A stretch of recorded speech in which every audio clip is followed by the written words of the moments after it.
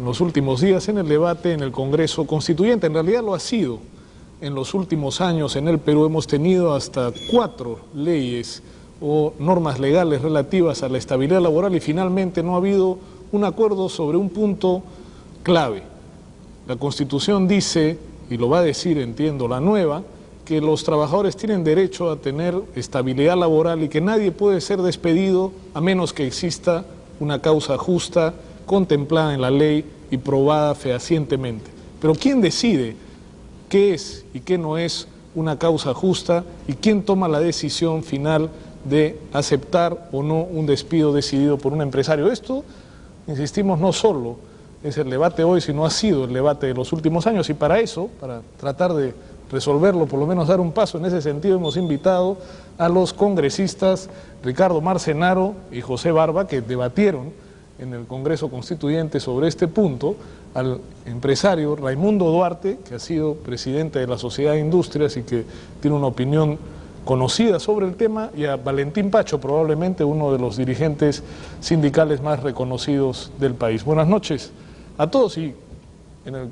los comerciales nos pusimos de acuerdo con que José Barba, que ha venido con ganas de debatir, comience la discusión. Bueno, buenas noches, señor Lúcar, muchas gracias por la invitación y ojalá se repita, porque últimamente los medios de comunicación masiva no han sido muy generosos con la oposición.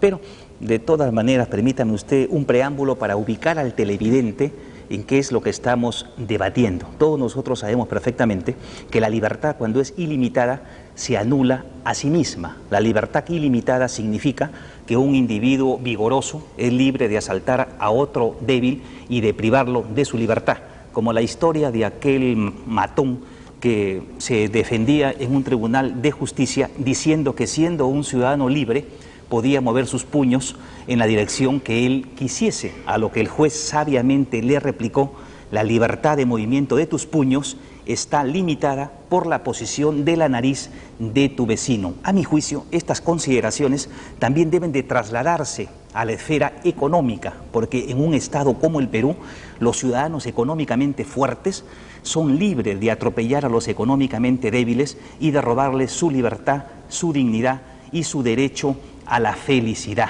De aquí mi convicción que el Estado tiene que intervenir para regular el hecho social del trabajo y fundamentalmente para proteger a los económicamente débiles. Es por esto que existe un capítulo de trabajo en la Constitución, y es también por esto que, entre otros derechos, está consagrada la estabilidad en el trabajo, y que este gobierno, con el apoyo bullicioso de distintos medios de comunicación, pretende conculcar. Fíjese usted, para concluir, cuando un trabajador está empleado puede enfrentar 3 situaciones de despido. Primero, que el empleador pueda dar por terminada la relación en cualquier momento, en cuyo caso no existe estabilidad alguna. 2, que para despedir al trabajador el empleador tenga que cumplir algunos requisitos, como el preaviso de despedida, la compensación, en cuyo caso estamos ante lo que en doctrina laboral se conoce como estabilidad relativa. Y 3, que no se pueda despedir al trabajador sino por causa justa y debidamente comprobada, en cuyo caso estamos ante lo que se conoce como estabilidad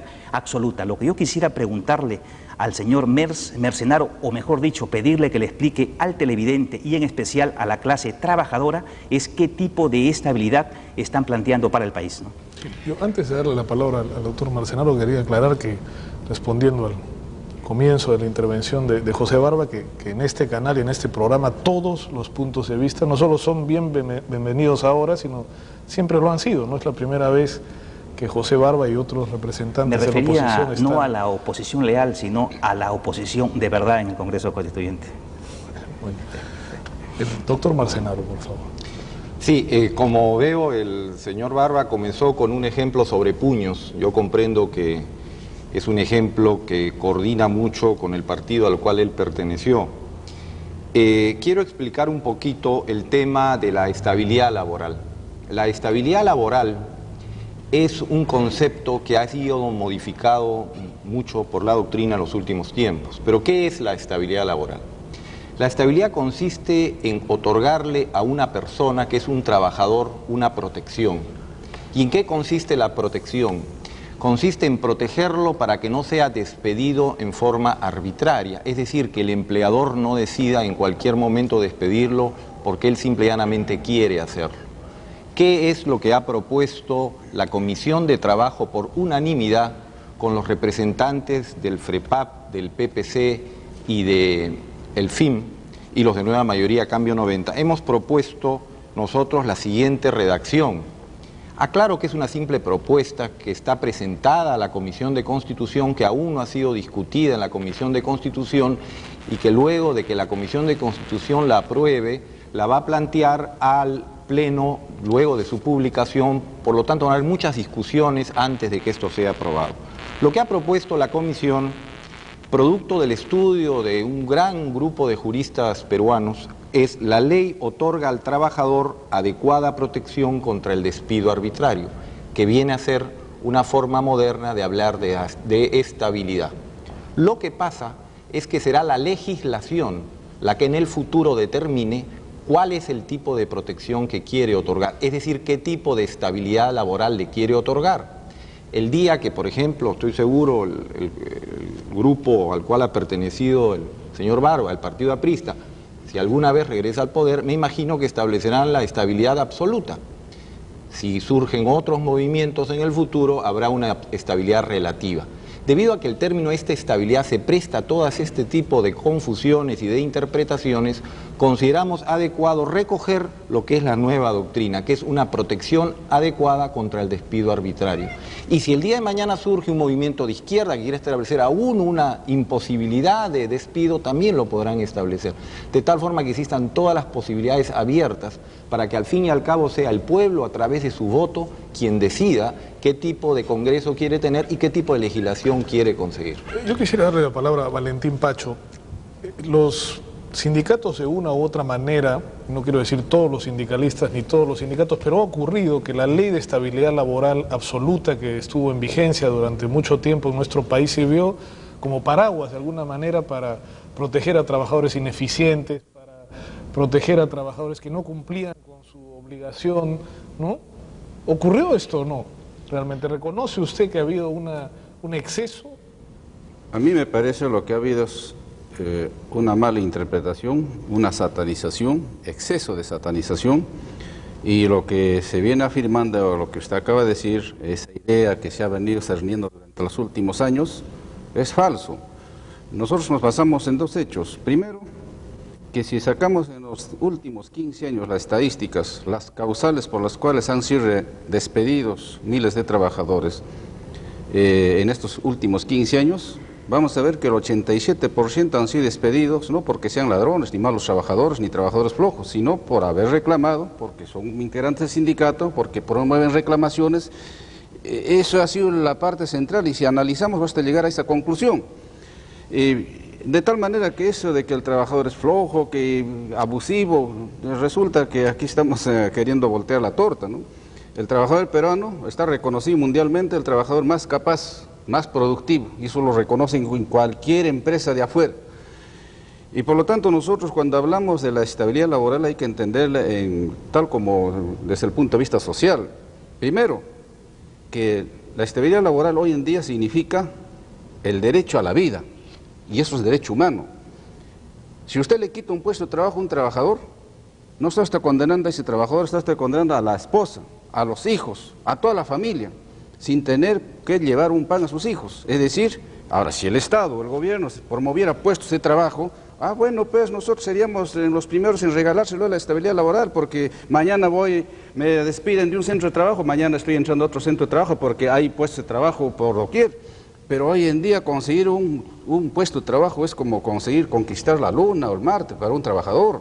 Entonces, esa es una situación concreta sobre la cual es como un enfermo. Si cualquier empresario tuviera cáncer, yo estoy seguro que gastaría toda su plata, toda su fortuna para aferrarse a la vida. Y es exactamente igual. Hoy en día el trabajador trata de aferrarse porque está defendiendo la vida, de defender ese puesto de trabajo. Entonces, en vez de que los gobiernos se preocupen de cómo generar empleo productivo, cómo invertir los empresarios en nuestro país, se ponen a discutir los textos de cómo quitarle por completo la estabilidad laboral. Yo creo que están entrando las cosas al revés y no tocan el meollo, el punto central de lo que hoy agobia a los trabajadores. ¿Por qué no le damos la palabra a Raimundo Duarte, que es un empresario y que ha sido aludido directamente por el señor Pacho? No, a Pacho lo conozco hace mucho tiempo. Lo que quiere decir Pacho es una realidad que es para él. La verdad, la realidad, lo que estamos viviendo, las leyes. Un hombre con una experiencia de 40 y tantos años más de trabajo que de edad del señor Pacho, ha visto clara y positivamente que la estabilidad es un freno para el desarrollo del país. La estabilidad laboral protege solamente a la gente que merece el despido. Puedo decirles por experiencia que jamás se me ha ocurrido despedir a un buen tornero, a un hombre que cumple su trabajo, que cumple con sus funciones. La estabilidad no la da el gobierno, la da el propio trabajador, el trabajador que cumple con su deber. El señor Pacho dice que el Perú, los peruanos somos los más productivos. Tengo que decirle las cosas como son. He paseado por el mundo, he visto estadísticas y todos, y puedo decirles que en Sudamérica nada más, no le voy a hablar de Taiwán, en que es una mística el trabajo, no le voy a hablar de Japón, voy a hablarle. He querido hacer negocio con los señores chilenos, y cuando he llevado la productividad de mi tornero, de fresador, del que iba a hacer las piezas que iban a representarnos, tenía 12% más de productividad que nosotros. Entonces hay una realidad. El trabajador peruano es un trabajador, cuando aprende, no hay nada que hacer, sale a todas partes del mundo, pero no es el común denominador. El común denominador del trabajador peruano, en general, en este momento, con esta situación económica, con esta inestabilidad económica, ¿ya?, ha bajado su productividad enormemente. Si el trabajador que baja su productividad no tiene una manera de ser, ¿ya?, sacado de esa fuente de trabajo, porque tiene una patente de corso, que es la estabilidad laboral, entonces el trabajador no va a aumentar su productividad.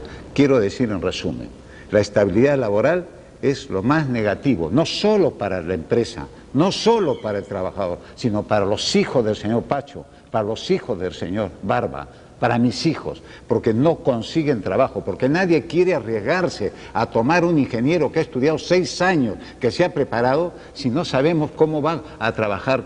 Lo tenemos 2 meses y medio y lo retiramos. Señor Pacho, no es verdad. La estabilidad laboral le hace más daño al pueblo que al empresario. Yo quisiera que vayamos a unos comerciales y regresemos con el debate. Volvemos.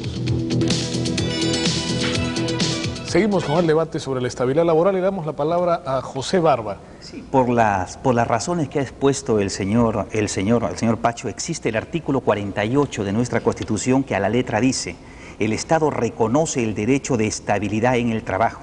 El trabajador solo puede ser despedido por causa justa, señalada en la ley y debidamente comprobada. Este artículo, como es obvio, parte del concepto que la propiedad obliga, y lo que se propone es fundamentalmente limitar el poder del empleador en lo que se refiere a la disolución de la relación laboral. El resultado de esta llamada estabilidad justa, yo la llamaría así, es un sentimiento de serenidad y de tranquilidad para el trabajador, que le permite planificar su futuro y el de su familia. Por otro lado, el empleador, al saber que no puede disponer a capricho del destino de los trabajadores, se obliga por su propio beneficio a construir unas verdaderas relaciones obrero-patronales que van a redundar en aumento de la productividad y en un mayor beneficio para el país. Por otro lado, señor Lucar, yo no creo que este sea un derecho exótico. Este es el derecho a la estabilidad existe en casi todas las constituciones de América Latina. La Constitución argentina en su artículo 14, la Constitución boliviana en su artículo 157, la novísima Constitución colombiana en su artículo 53, la Constitución de Honduras en su artículo 129, la Constitución mexicana en su artículo 22, la nicaragüense en su artículo 82, la panameña en su artículo 70, la venezolana en su artículo 88 y otras más establecen el derecho del trabajador a la estabilidad, y no como un regalo por Navidad de los poderosos, sino, como bien ha dicho el señor Pacho, como un derecho humano fundamental. Por otro lado, yo no puedo admitir que aquí se diga de que este es un gobierno de que se está preocupando vía modernidad por los derechos de los trabajadores. Si algo ha hecho este gobierno paso a paso es destruir las conquistas laborales. Y si no, veamos lo que ha mencionado el señor Mercenaro, la ley del fomento del empleo, donde el gobierno flexibiliza de una manera escandalosa las causales de despido, simplifica los procedimientos de reducción de personal y le asigna al juez la opción entre la indemnización y reposición. Y por si esto fuera poco, han emitido el decreto de ley 25921, que ha establecido en favor del empleador facultades para modificar turnos, días u horas de trabajo, también facultades para modificar, suspender o sustituir prestaciones de orden económico y condiciones de trabajo, también facultades para suspender temporalmente la relación laboral sin obligación de pagos y remuneraciones, y por otro lado violaciones constantes a convenios internacionales que obligan al Perú. En suma, señor Lucar, si podemos resumir en una sola frase la acción del gobierno en materia laboral, creo que va a ser de la siguiente manera: todo para el empleador, nada para el pueblo. Sí, entiendo las palabras del señor Barba. Él entiendo que recién está comenzando a estudiar el derecho laboral.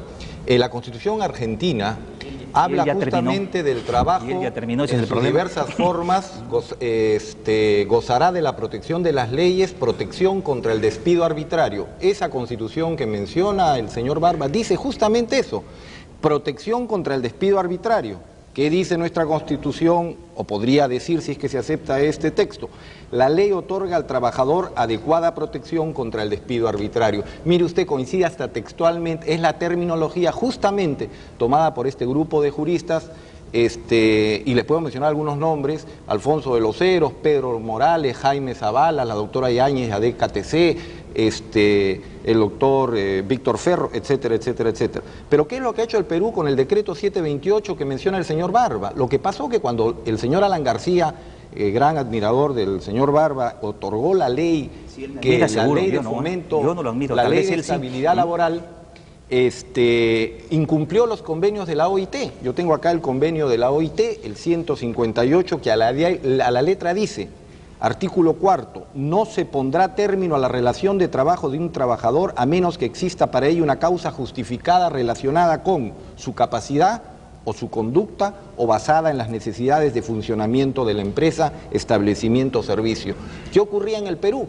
Se había legislado exclusivamente señalando como causales la conducta y no se había señalado la capacidad del trabajador, elemento fundamental para establecer justamente la relación de trabajo, ni se habían establecido los otros tipos de causas. Por lo tanto, OIT constantemente mencionaba que el Perú estaba incumpliendo este convenio. Era necesario, en consecuencia, adecuarse. Pero quiero decir algo que es muy concreto. El problema de estabilidad laboral no es no es un problema legislativo. El problema de estabilidad laboral en el Perú es que, como consecuencia de la desastrosa economía desarrollada por el gobierno anterior o los gobiernos anteriores, en el Perú hoy día existe una gran cantidad de desempleados y subempleados. Esas personas no tienen ningún tipo de estabilidad laboral, esas personas no están preocupadas por este texto, esas personas quieren trabajo. Para eso se está haciendo este gran esfuerzo. Por lo tanto, les decimos a los trabajadores que gozan de plena estabilidad laboral dentro de esas limitaciones señaladas. Valentín Pacho. Bueno, yo creo que aquí estamos otra vez en juego de palabras. Lo concreto es que la Constitución de 1979, por parte del movimiento sindical, hemos presentado ya a la Comisión de Trabajo que se respete el capítulo 5, lo que se refiere a trabajo. Lo que estamos en contraposición, en la Comisión de Trabajo, el partido de gobierno ha planteado esta propuesta, que ya lo han aprobado en la Comisión de Trabajo, y aquí prácticamente borra por completo el sentido de la estabilidad laboral, y tal como lo ha dicho, que ya no debe existir estabilidad laboral. Entonces hay dos posiciones aquí. Y por lo tanto, en segundo lugar, queremos precisar de que por principio debe quedar establecido el respeto a la estabilidad laboral. Y por otra parte, quiero precisarle al señor Duarte dos cuestiones fundamentales que he escuchado en su intervención. Primero, ha dicho que la estabilidad es un freno a producir empleo. Y eso es falso, está terriblemente equivocado, está en una confusión. Hoy en día, los que tienen estabilidad laboral no llegan ni al 4% de la población económicamente activa, por favor.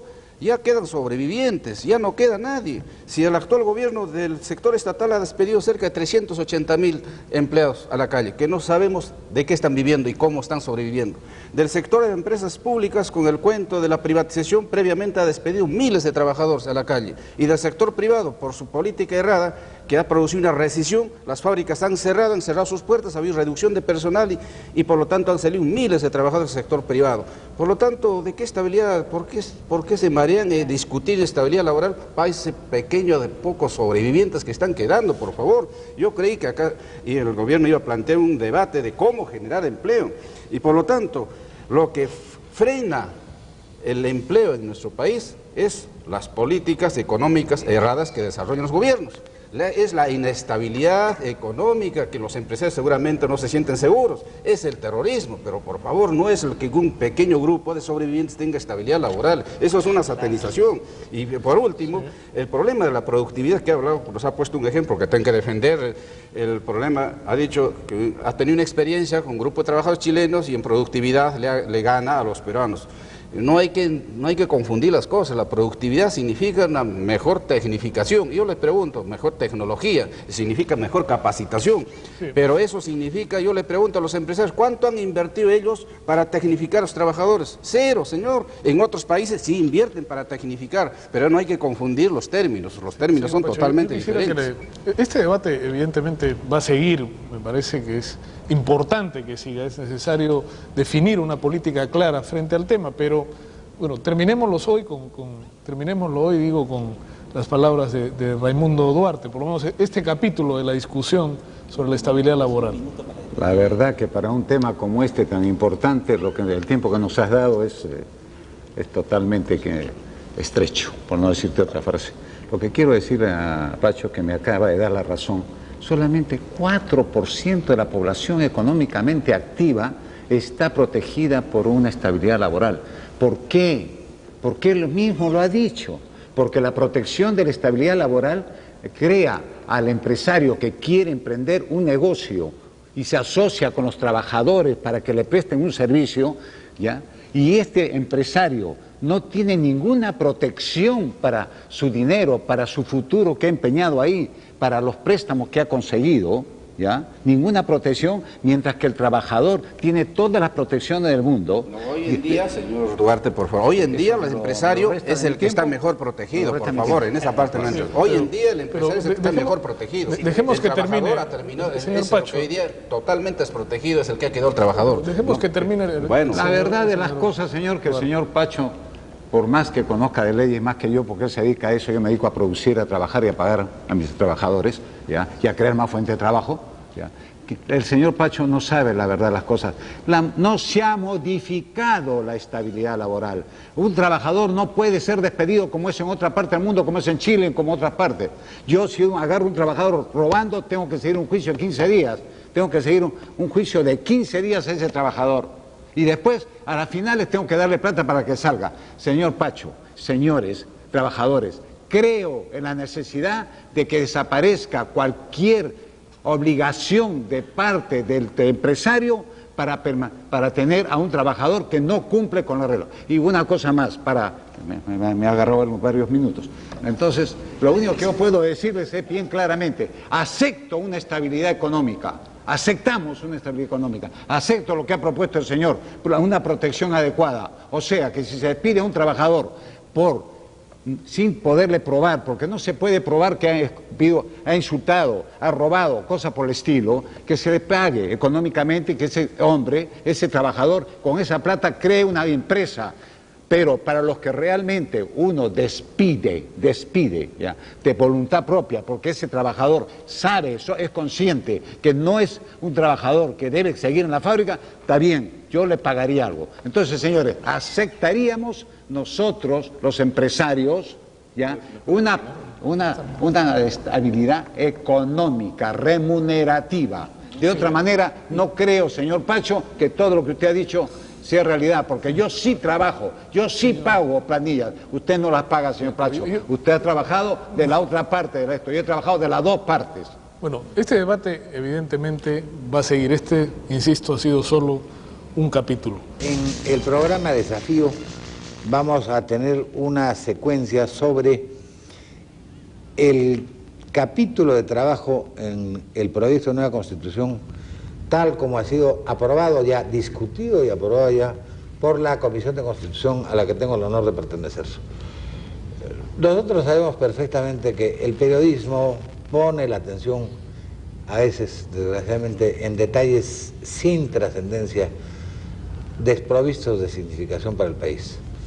En cambio, en temas como esto, que interesan a todos, el trabajo a todos nos interesa, todos somos trabajadores, yo soy trabajador creo que desde hace 50 años. Este tema que compromete al trabajo, que compromete el desarrollo económico, que compromete al cuerpo social, quizá no tiene siempre la atención que merece. Yo creo que ahora tengo conmigo y para ustedes a dos personalidades, las más indicadas para tratar el asunto. El doctor Ricardo Marcenaro Fres, que es presidente de la Comisión de Trabajo, que es congresista por Nueva Mayoría y Cambio 90, de modo que la propuesta del doctor Marcenaro fue aprobada en la Comisión de Trabajo y fue hecha suya por la mayoría parlamentaria. Esa es la propuesta que se discutió. El doctor Marcenaro ha tenido, y él nos contará si quiere, su propio grupo de trabajo de expertos laboralistas, de modo que yo creo que es una propuesta pensada a fondo, discutida y analizada en serio. Yo le quisiera pedir al doctor Marcenaro que hiciera un resumen de lo que se ha hecho, por lo menos de su filosofía, para beneficio del gran público, ¿no es verdad? Enseguida el trámite va a ser, enseguida formula observaciones Valentín Pacho, presidente de la Confederación General de Trabajadores del Perú, y el doctor Marcenaro, si quiere, absuelve esas observaciones y el señor Pacho dirá si está conforme o no con las observaciones, y nos quedaremos así con dos visiones del problema para verlo ustedes, amigos televidentes, y yo integralmente. Le doy la palabra al doctor Marcenaro. Muchas gracias, doctor, por su invitación. Quiero un poquito explicar que este no es un trabajo realmente de Nueva Mayoría Cambio 90. Sería injusto quitarle el mérito a un instituto, el Instituto de Capacitación y Estudios Laborales, que es quien preside el doctor Alfonso de los Heros, que es quien reunió a un grupo de destacados juristas para trabajar el tema. Yo solo me he referido a que políticamente es el proyecto de Nueva Mayoría Cambio 90. Así es. Su vestimenta política es esa. Fue presentado al Congreso y Nueva Mayoría Cambio 90 lo recoge. De ahí lo llevamos a la Comisión de Trabajo, es discutida en la Comisión de Trabajo, y la Comisión de Trabajo por unanimidad, en la cual están representados el PPC, el FIM, el FREPAP, Nueva Mayoría Cambio 90, también lo recoge por unanimidad y lo remite a la Comisión de Constitución, aunque en el lugar en que usted sabe fue ampliamente discutida y aprobada. Este es un trabajo mediante el cual se busca recoger todos los derechos de los trabajadores, los derechos fundamentales. Lo que pasa es que se ha cambiado un poco la terminología de la Constitución anterior, en la medida en que siempre en las aulas universitarias se decía que era una redacción sumamente reglamentarista y que era necesario solamente fijar los principios básicos y fundamentales con relación al derecho del trabajo en un texto nuevo. Y eso es lo que ha hecho esta nueva Constitución o este nuevo articulado que ojalá se convierta en la nueva Constitución. En primer lugar, reconoce al trabajo como un deber y un derecho, base del bienestar social y medio de la realización de la persona humana, que es la base fundamental de para qué sirve el trabajo. Posteriormente nos preocupamos de recoger que el trabajo en todas sus modalidades tiene preferente atención del Estado, y esto es porque el trabajo, cada día se crean nuevas modalidades, como ha sido en los últimos tiempos el trabajo informal, por ejemplo, que es recogido ahora por el derecho laboral. En consecuencia, queríamos una Constitución que recoja todas estas formas de trabajo que existen hoy día.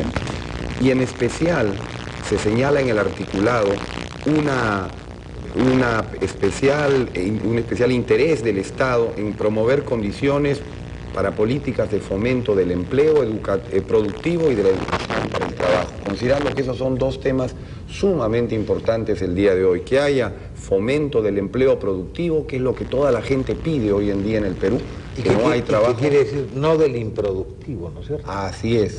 Que haya una exclusión del improductivo. Así es. De alguna forma, que ahora dirijamos el trabajo hacia aquellas actividades que realmente van a producir beneficios para todos los peruanos.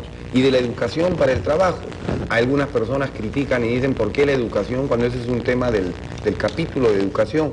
No, es que hoy día la base fundamental para trabajar es la educación, porque cada día se requiere una mayor especialización, hoy día se requiere una mayor formación, una mayor información, todo esto se requiere para trabajar. Y en la medida en que nosotros ayudemos a nuestra gente a tener una mejor educación para el trabajo, evidentemente van a tener mayores posibilidades de conseguir trabajo. Y a partir de aquí, de estos grandes principios, se comienza a construir el articulado recogiendo todos los principios fundamentales, el de la remuneración mínima, el del trabajo de las 8 horas, el del descanso semanal y vacacional, etcétera. Me permite, doctor Senador. En esta filosofía inicial del capítulo de trabajo, tal como está en el articulado y como lo acaba de exponer el doctor Marcenaro, ¿usted tiene reflexiones acerca de ello, señor Pacho? Yo creo que hoy en día... Para no, antes de entrar a los temas polémicos, ¿no? Claro. Para todos los sectores de una sociedad como la nuestra, el problema o el tema del trabajo es el aspecto fundamental y prioritario, porque el trabajo no solamente es la fuente de la riqueza, es la fuente de la vida. No nos podríamos imaginar en una sociedad un ser humano sin trabajo. Y precisamente ahí se refleja el desarrollo o subdesarrollo en un país. Y si en nuestro país estamos enfrentando el subdesarrollo, es porque el problema, el tema del trabajo, tiene grandes vacíos. Algo está ocurriendo ahí, porque cuando todos los hombres tienen trabajo plenamente establecido y por lo tanto eso implica un nivel de vida humano, con todos los aspectos que debe rodear para el desarrollo del ser humano, entonces automáticamente se refleja en una sociedad y que evidentemente... ¿Usted conoce algún ejemplo, perdón la interrupción, algún ejemplo concreto de sociedad en que todos tengan trabajo? Lo que debemos ver es los países que actualmente están en desarrollo, ¿no es cierto? Pero que gran parte de ellos está enmarcado América Latina y el nuestro. Ahora, los países desarrollados, creo que hay una diferencia. Concretamente, la diferencia que hago es lo siguiente. El nivel de vida de un trabajador en un país desarrollado es evidentemente mucho mayor que un trabajador de un país subdesarrollado. El trabajador de un país subdesarrollado tiene condiciones infrahumanas. Entonces, ¿qué es lo que pasa ahí? Es que el problema, el tema del trabajo tiene fallas, algo está ocurriendo. A lo que quería apuntar es que aún en los países ricos y sociedades desarrolladas, los porcentajes de desempleo suelen ser muy altos. Así es, ¿no? El mismo Estados Unidos, que muchos lo ven como una panacea, o sea, hay cantidad de desempleados, pero por lo menos ahí el desempleado tiene una pensión. Por lo tanto, es bien difícil que se muera de hambre. Mientras aquí, si un sector perdió su trabajo, lo despidieron, puede estar un año, 2, 3, 4 años, 5 años, y a pesar de que busca trabajo, no la encuentra, sencillamente si se muere, y no le importa nada. El asunto es que una sociedad rica tiene desempleados, pero como son ricos, les pueden pagar un seguro de desempleo, ¿no? Que quizá el Perú no esté todavía en la posibilidad económica de hacerlo.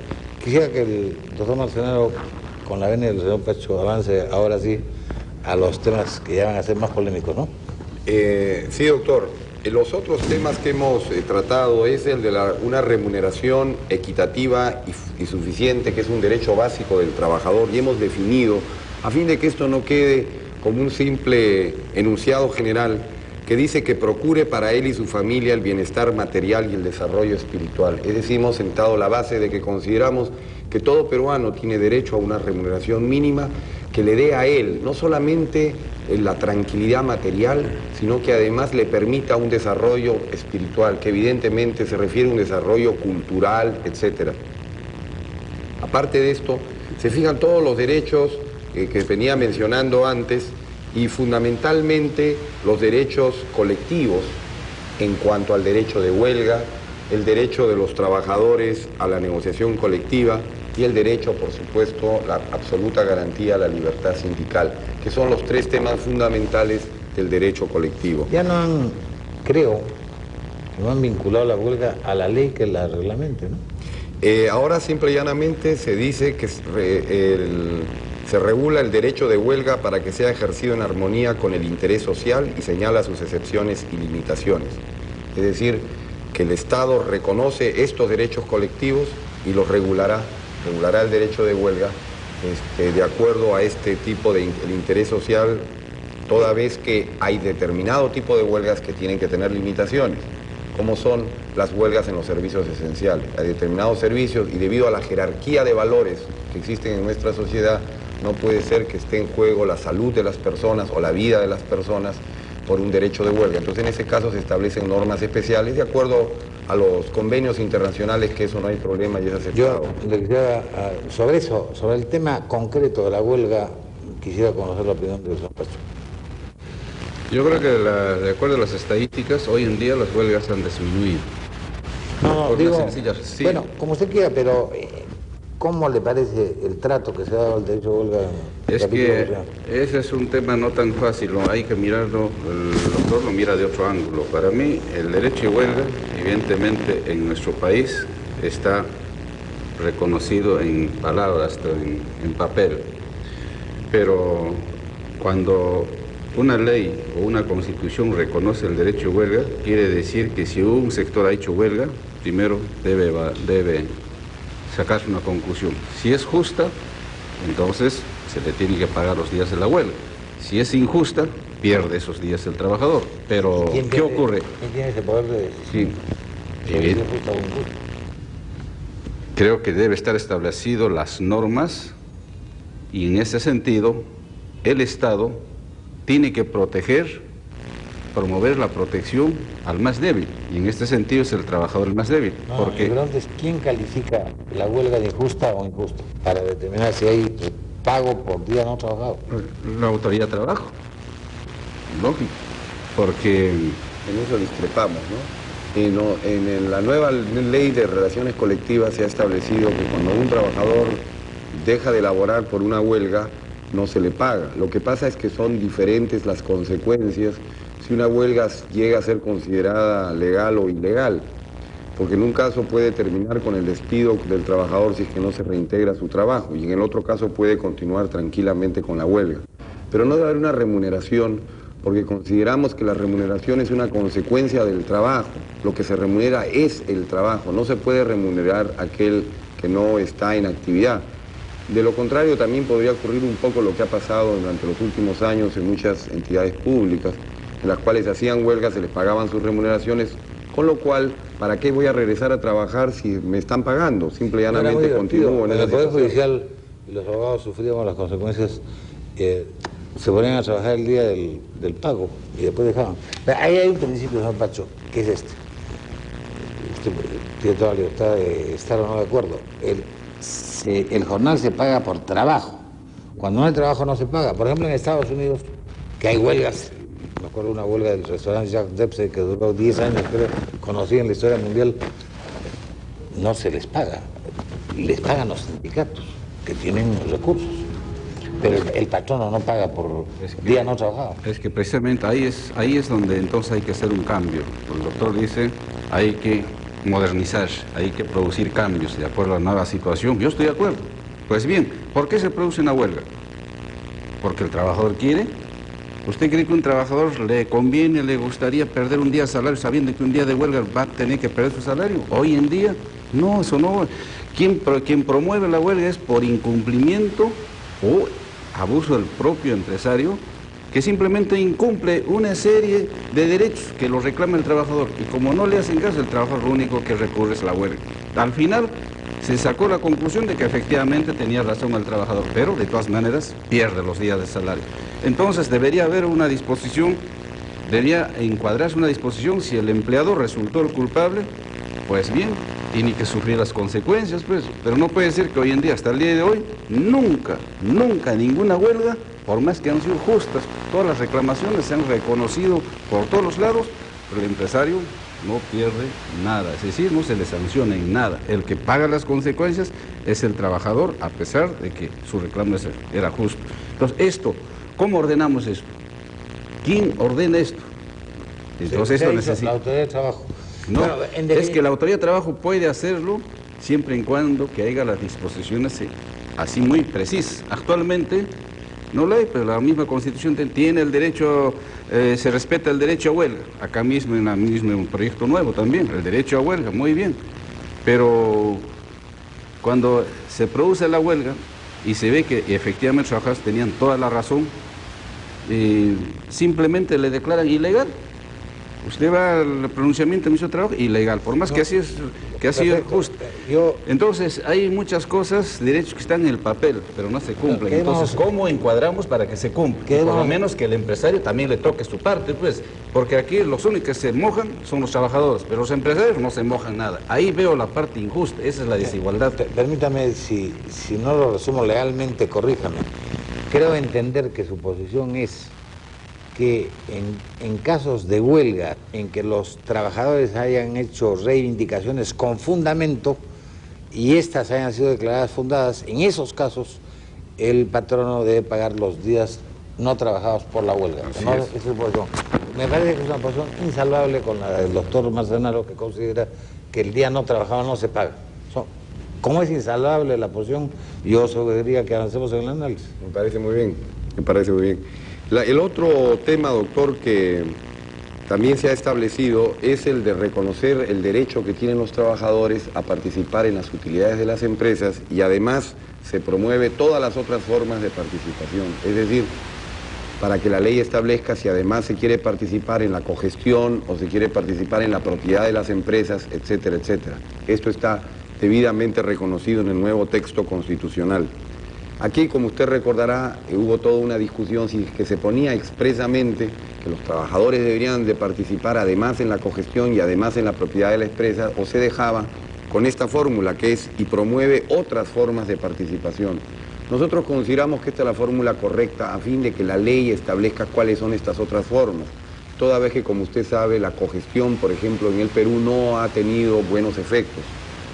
Son muy pocas, por no decir ninguna, empresa que en el Perú ha tenido grandes resultados en el sistema de la cogestión. Sin embargo, todos están totalmente de acuerdo en que los trabajadores deben participar en las utilidades. Tan es así que este gobierno por primera vez dicta una norma mediante la cual ahora se le otorgan anualmente participación en las utilidades a todos los trabajadores de todos los sectores, porque hasta el año 90 había, como siempre, discriminaciones y se marginaba a un grupo de trabajadores de otros, los que pertenecían a la minería, determinadas actividades industriales, telecomunicaciones, pesquería, etcétera, sí recibían participación y el resto de personas, las pequeñas empresas, los pequeños comercios, no percibían esta participación. Entonces consideramos que esto también es una norma que le va a permitir a todos los trabajadores disfrutar de aquello en los cuales ellos han contribuido fundamentalmente a producir, que son las utilidades de su propio centro de trabajo. Yo le voy a dar la palabra para que usted, señor Pacho, diga sus objeciones a lo que acaba de expresar el doctor Marcenaro, pero quisiera recordar esto. El principio de participar los trabajadores en las utilidades, recomendado por la Doctrina Social de la Iglesia, ya aparece en la Constitución del 33. Y bajo ese régimen, yo recuerdo perfectamente que cuando yo estuve empleado en planilla, a las alturas de marzo, más o menos, nos podía caer un buen cheque, ¿no? Porque creo que los empleados en esa época participábamos en el 10%. Nos caía un buen cheque, en esa época era un buen cheque, ¿no? Ahora que sería, no serviría ni para una caja de fósforo. Y después ha habido otras formas de participación. Ahí está el punto, ¿no? La Constitución dice, participan en las utilidades y abre la posibilidad para otros. Promueve otras formas. En pleno debate nos llegó una comunicación de CONFIEP en la que Juan Antonio Aguirre Roca nos decía que CONFIEP quería participación en utilidades, punto. Que no se abriera cualquier otra participación. ¿Qué piensa el señor? Para tener el punto de vista de los empresarios que acabo de decir, el punto de vista de la Comisión y el punto de vista de los dirigentes sindicales. Ahí precisamente es lo que más me preocupa, porque esa posición siempre lo han planteado, entiendo, desde su punto de vista muy respetable los empresarios. Pero lo que sí me preocupa es que la Comisión lo ha recogido exactamente. No, pues, No. todo lo contrario, permítame su Pero es que texto. vamos a ver el texto. Le voy a decir, fíjese usted, el Estado reconoce el derecho de los trabajadores a participar en las utilidades de la empresa. Utilidad. Punto. Así es. Punto. Ahí, la CONFIEP quería que fuéramos hasta ahí. Ya. Punto. Lo que viene, la CONFIEP dijo que expresamente era peligroso y promueve otras formas de participación. Ahí. De modo que la fórmula, perdónenme usted, señor Pacho, para que entre bien el debate, ¿no? La fórmula que ha aprobado la Comisión de Constitución es distinta de la que quiere la CONFIEP. La CONFIEP quiere que se quite y promueve otras formas de participación. ¿Qué piensa la CONFIEP? Yo le pedí el término y gestión. ¿Por qué razón? Porque si hablamos solamente de utilidades, estamos hablando muy genérico. En el aire. Corre el peligro de que Estamos hablando solo de utilidades. Así es. Lea usted completo. Sí, pero es que los otros es muy difusa, no es precisa. Y usted sabe, como legislador, que las leyes se tienen que elaborar en función de la nueva Constitución y en función de cómo dice el texto y cómo se interpreta. La Constitución prevé otras formas. Por eso. Entonces, ¿por qué no lo hablamos más preciso? Y le agregamos participar en las utilidades de la empresa y en la gestión. ¿Por qué se tiene temor a la gestión? Y voy a fundamentar por qué. ¿Por qué le quitan la palabra gestión? Porque ahí está la clave, doctor. Ahí está la clave. Si hablamos solamente utilidades, el resto un poco difusa, ahí no garantiza nada. Cuando usted le aumenta y gestión, ahí sí le está usted asegurando. ¿Por qué? Porque en una empresa, si el trabajador no participa en la gestión, pues sencillamente al final el contador, todo le va a salir, ¿saben, hijitos? No hay utilidades, lo lamentamos. ¿Y cómo usted le prueba? ¿Cómo usted le reclama? Pero si el trabajador ha participado en la gestión, entonces, supongamos lo más tranquilo, en un canal de televisión, todos ponen el hombro, todos tratan de que su canal levante más publicidad, hay ganancia. Pero participa el trabajador con sus delegados, que los trabajadores nombrarán en la empresa, participan. ¿Cuánto ha habido? ¿Cuánto de ingreso ha habido? ¿Cómo se gasta? Incluso puede el trabajador que participe en nombre de los trabajadores decir, estos gastos son superfluos, estos gastos no deben hacerse a fin de que haya más utilidades al fin de año. Entonces, eso es positivo, eso es lo que debe ser. Para cuando usted le quita la palabra gestión, estamos a la voluntad, yo como empresario, trato de ganar. Tendría que ser pues un fenómeno, algo tan bueno, un lunar dentro del conjunto, decir, bueno, saben que he ganado esto, así que esto es la verdad y vamos a repartirnos entre todos. Eso no lo hay, pero si ponemos la palabra gestión, ahí sí estamos garantizando. Entonces, incluso es promover, incentivar para que haya más productividad, porque cualquier trabajador que sabe que va a participar en la gestión y por lo tanto va a poner el hombro para que su empresa gane, va a poner todo su esfuerzo para que la empresa vaya arriba, porque sabe que al final... Está muy claro su pensamiento, está muy claro. Hay tres posiciones. CONFIEP querría que se dijera que el trabajador participa en las utilidades. La comisión ha propuesto, y en otras formas, y usted quiere que en esas formas se mencione expresamente gestión. Usted estaría satisfecho con que dijera en las utilidades, en la gestión y en otras formas de participación.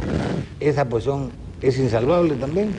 Sí, es insalvable, doctor, porque nosotros consideramos que el término gestión no debe ponerse expresamente. No digo que no pueda existir en la legislación que se dicte en el futuro y en la que existe actualmente, pero sí considero que eso no se debe poner. Nosotros tenemos que crear una constitución para el futuro que permita varias posibilidades, para que quien sea legislador en el futuro pueda acercarse a esas posibilidades. Y repito lo que he dicho alguna vez, si el día de mañana surge un partido de izquierda que triunfa en una elección y obtiene un Congreso mayoritario, tienen todo el derecho, porque el pueblo se lo ha otorgado, a otorgar normas en las cuales digan que tienen participación en las utilidades, en la gestión, en la propiedad, etcétera, de la empresa.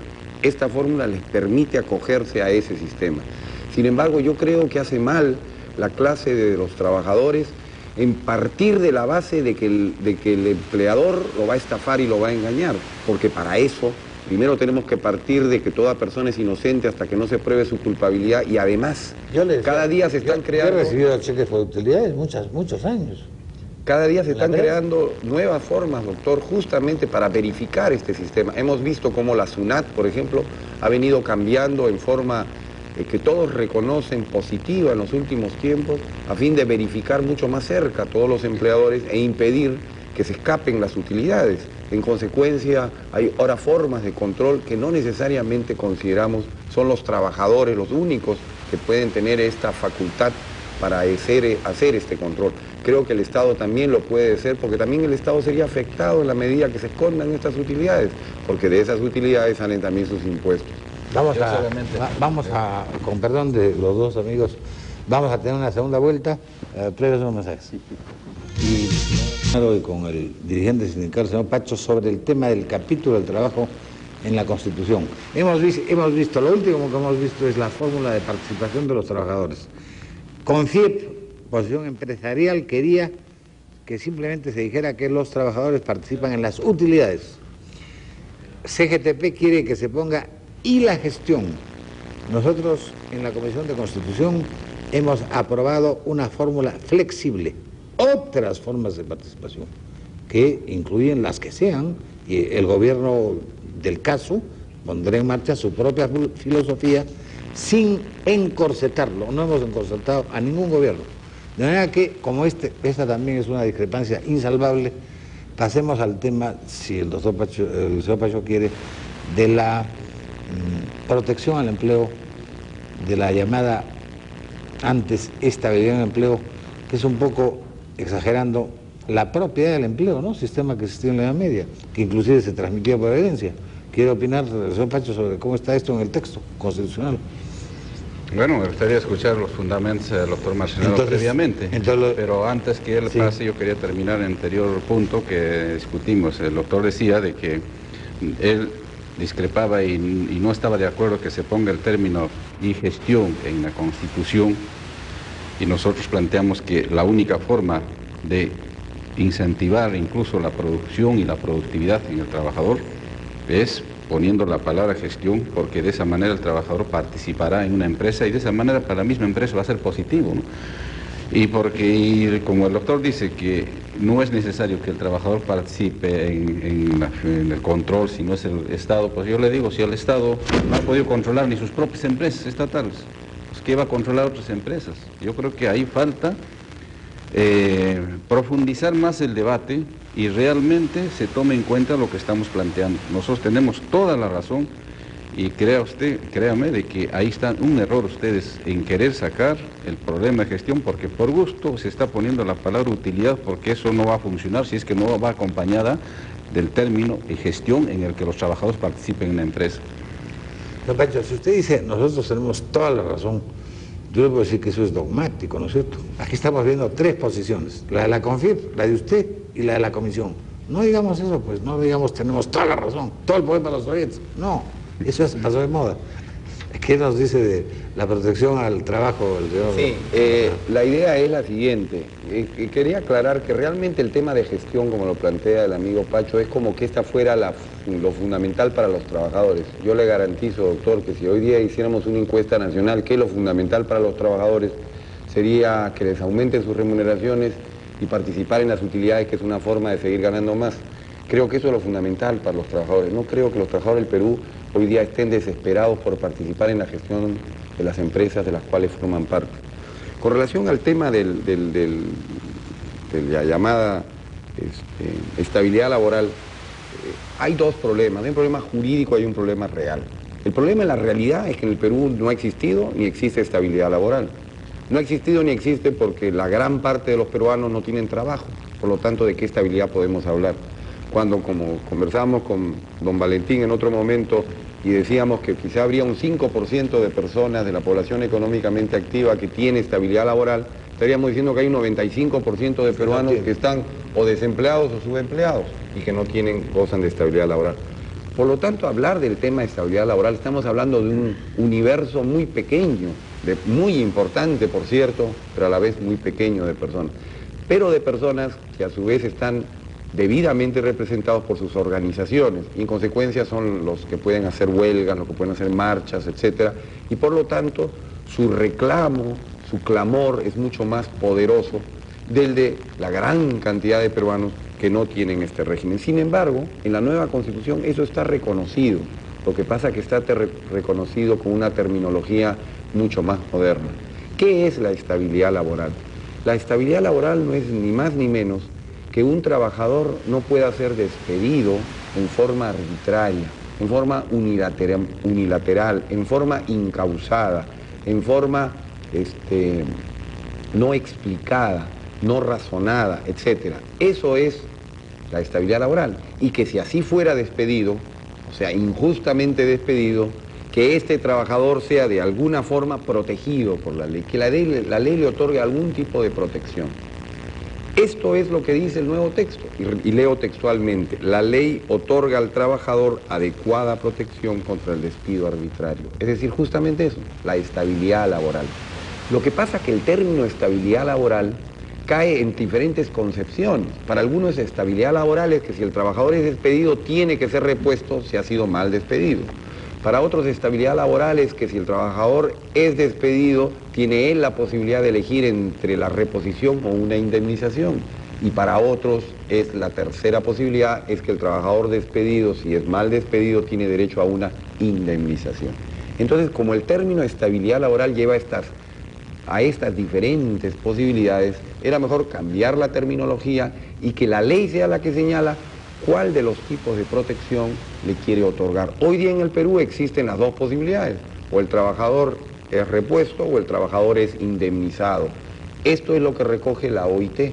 La OIT en su convenio 158 justamente dice eso expresamente, en que permite todas estas posibilidades, incluyendo la indemnización.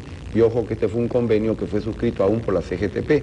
Ellos también formaron parte de este convenio y lo aceptaron, fue suscrito por ellos. Por lo tanto, tiene un valor jurídico muy especial.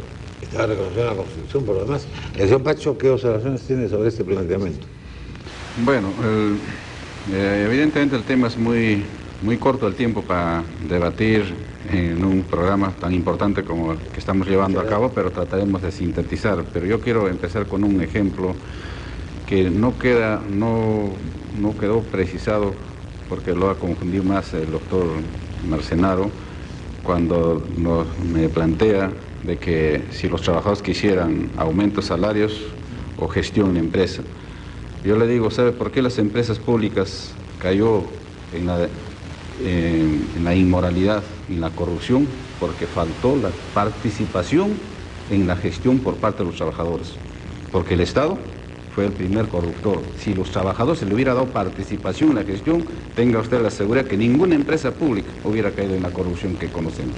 Entonces yo quiero terminar con eso y eso es un tema que seguirá para adelante. Perdón, pero los que gestaron esas empresas y las dirigían eran justamente los trabajadores. Tan eran ellos mismos que cuando ellos se otorgaban aumentos, los aumentos eran para los trabajadores y ellos, como eran también considerados trabajadores, los gerentes percibían los aumentos. Por eso es que hubieron...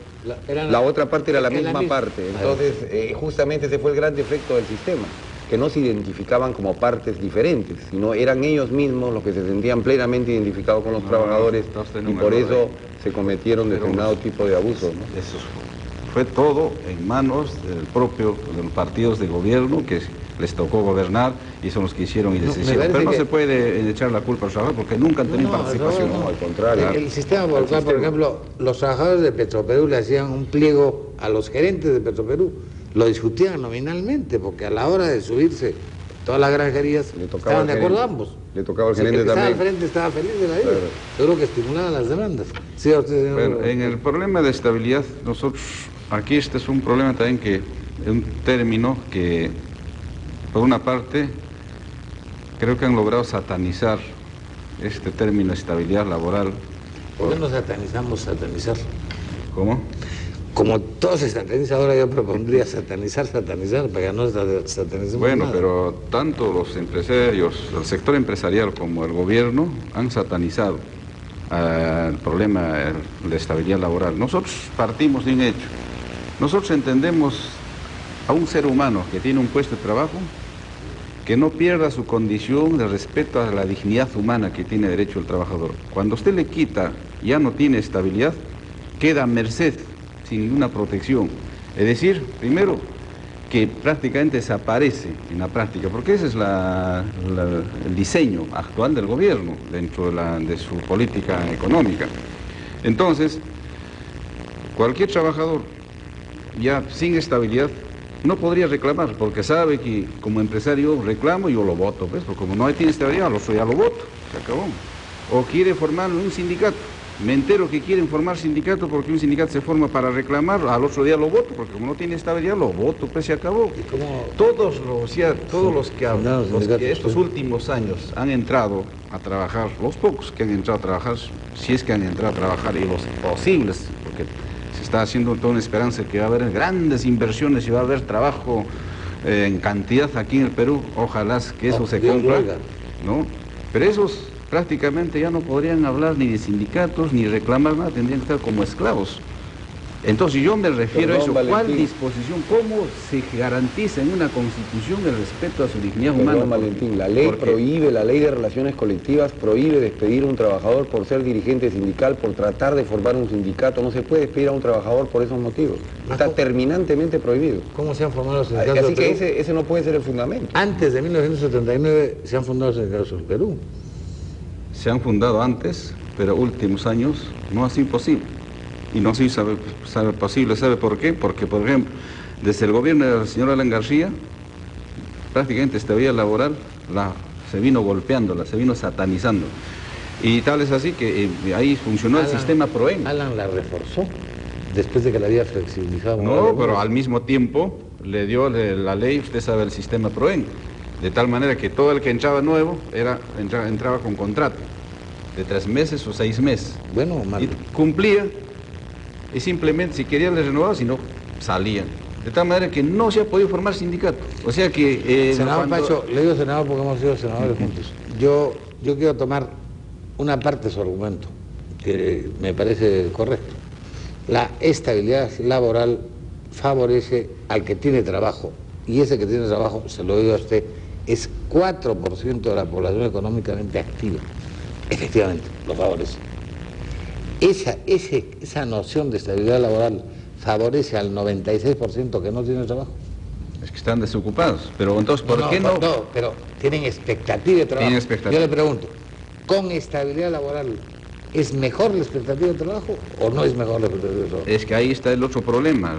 Tanto el señor empresarial como el gobierno cree que desconociéndole y borrándole la estabilidad laboral para los trabajadores de aquí para adelante, va a venir inversión y va a crearse nuevas fuentes de trabajo. Pero si yo les digo, si hace años que estabilidad laboral prácticamente cada día se ha ido achicando de tal forma que ya no tienen nadie, entonces ¿dónde está la inversión? ¿Dónde están las fuentes de trabajo? ¿Por qué no han invertido?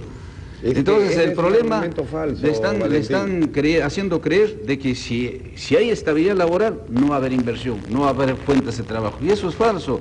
Los empresarios no han invertido, primero por muchas razones, hay otros fundamentos de peso, pero no es que tenga mayor cantidad de derechos los trabajadores. Usted le consulta al que no tiene trabajo, no al que tiene. Yo le acepto el argumento con el que tiene. El que no tiene, los muchachos que salen a encontrar un camino en la vida, ¿cómo les va mejor? ¿Con la noción de la estabilidad o sin la noción de la estabilidad? No, lo primero que hace como cualquiera, quiero trabajo, quiero empleo. Y una vez que tenga empleo, bueno, ahí se coloca el problema del ser humano. Usted me ha dado trabajo, pero trátelo y respételo como un ser humano, pero no lo tenga también como un esclavo ahí, sin ninguna protección. ¿Es así o no? Cuando uno ya no está sin ninguna protección, entra el abuso. No, justamente, ¿acaso en nuestro país no es eso el problema? Pero la protección está hecha con todas sus letras, el doctor Macenao le puede explicar. No, así es, la ley otorga al trabajador adecuada protección contra el despido arbitrario. O sea, repetimos, usted dice que ha desaparecido la estabilidad laboral. No, al contrario, está debidamente reconocida la estabilidad laboral. Estamos totalmente de acuerdo. Póngalo la palabrita, el Estado reconoce el derecho y la estabilidad laboral. Nada más, póngales y con eso arreglamos. Lo que ha ocurrido cuando se ha empleado ese término es que para algunos estabilidad laboral era la obligatoria reposición, para otros era la indemnización, porque si usted agarra cualquier texto, y le voy a leer qué dice la OIT, convenio de la OIT 158, artículo 10. Si los organismos mencionados en el artículo 8 del presente convenio llegan a la conclusión de que la terminación de la relación de trabajo es injustificada y si en virtud de la legislación y las prácticas nacionales no estuvieran facultados o no consideraran posible, dadas las circunstancias, anular la terminación y eventualmente ordenar y proponer la readmisión del trabajador, tendrán la facultad de ordenar el pago de una indemnización adecuada u otra reparación que se considere apropiada. Esto lo reconoce la OIT, no hay nada absolutamente novedoso. Sin embargo, para nuestros autores peruanos, para algunos, era, no señor, esta posibilidad está cerrada, la única posibilidad es la reposición. Estamos totalmente de acuerdo con la estabilidad laboral. Consideramos que tiene que existir alguna forma de garantizarle y asegurarle al trabajador su puesto de trabajo. Creemos que el principio de continuidad es un principio fundamental del derecho del trabajo, pero será la ley la que establezca cuál de estas formas y diferentes tipos de estabilidad laboral es lo que se le debe otorgar. Y eso lo debe establecer la ley de acuerdo al gobierno que exista en el momento y lo que el pueblo decida. Al final es el pueblo el quien va a elegir y va a decir qué tipo de gobernante es el que quiere y qué tipo de leyes son las que quiere dar. Sin embargo, aquí están protegidos, por eso se le otorga a todos los trabajadores la adecuada protección contra el despido arbitrario, que esa es la idea. No creamos porque emplear una palabra mágica, que es estabilidad laboral, solamente eso es una protección al trabajador, porque ya no hay palabras mágicas en el mundo. Todas las que eran palabras mágicas han quedado descartadas por la historia. Tenemos que recurrir a las nuevas fórmulas, que son al final las que van a ayudar. Sin embargo, estoy de acuerdo con usted, este no es el tema que va a generar trabajo. Yo no creo que sea el tema de estabilidad laboral el que genera o deja de generar trabajo. Nada tiene que hacer con la materia, sin embargo tenemos que tratarla en forma moderna, tenemos que adaptarnos a las circunstancias que la historia nos va indicando. La discrepancia viene, el doctor solo me ha dado la razón. La discrepancia viene precisamente en que la redacción es totalmente difusa. Y nosotros consideramos que una constitución tiene que ser precisa. Porque la ley... ¿Me permite el texto constitucional? Sí. Porque yo le quisiera... Usted no estuvo en la constituyente. En la constituyente no. Pero por ser legislador, no conozco toda la constitución. Tenía usted que seguir. El Estado reconoce el derecho a estabilidad en el trabajo. Punto. La izquierda no quería más. La extrema izquierda quería, el Estado reconoce el derecho a estabilidad. Punto. Entre el APRA y el Partido Popular Cristiano se aprobó el segundo párrafo. El trabajador solo puede ser despedido por causa justa, señalada en la ley y debidamente comprobada. O sea que se remitió la estabilidad laboral a la ley, que fue una victoria en que tuvieron que juntarse el APRA y la extrema izquierda, el APRA y el Partido Popular Cristiano contra la extrema izquierda que quería la estabilidad laboral a secas. Esa es la posición de la CGTP ahora también. No, exactamente, yo estoy de acuerdo con este texto, tal como está. Este texto, la segunda parte, la izquierda no quería la segunda parte. Todo completo está perfecto. Yo, si los nuevos congresistas lo acogieran tal como está esa parte, con eso nos quedamos perfectos, sin ningún problema. Fue un triunfo y creo que es lo más completo. Fue un triunfo del APRA y la izquierda, o sea, de los dos partidos que fracasaron en el gobierno pasado. Y lo curioso que a pesar... ahí que a pesar del principio constitucional no se cumplía este convenio de la OIT, porque este convenio de la OIT señala que esas causas que se deben señalar, dice, no se podrá término el artículo 4º, no se pondrá término a la relación de trabajo de un trabajador a menos que exista para ello una causa justificada relacionada con su capacidad o su conducta o basada en las necesidades de funcionamiento de la empresa. Es decir, que habían tres tipos de causales: por la conducta del trabajador, el trabajo se porta mal fuera; por la capacidad del trabajador y por la situación de la empresa. Sin embargo, en el Perú no se había legislado más que por la conducta y no se había legislado por la capacidad y estaba incumpliendo convenios de OIT. Por eso es que recién ahora, con el decreto legislativo 728, por primera vez el Perú cumple con este convenio al señalar las tres tipos de causales.